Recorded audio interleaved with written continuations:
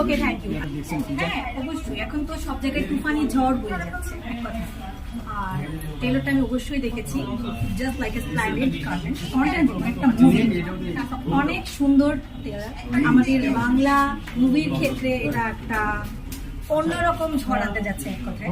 অনেক ভালো মুভি এসেছে, বাট এখনকার যুগোপযোগী মুভি এটা হতে যাচ্ছে। আমি খুবই আশাবাদী এটা নিয়ে, এবং আমি ডেফিনেটলি শাকিব ভাইয়ার ফ্যান।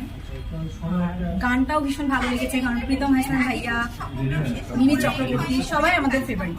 দেখেন, আপনি যদি কাজের কোয়ালিটি, গান, তারপরে মুভির সিনস এগুলো দিয়ে যাচাই করেন তাহলে এটাকে বেস্ট বলা যায়। বাট ওভারঅল বেস্ট তখনই হবে পাবলিক জিনিসটাকে কতটা খেয়েছে, আই মিন কতটা সিনেমা হলে কতজন দেখতে গিয়েছে, কতদিন কলেজ চলেছে।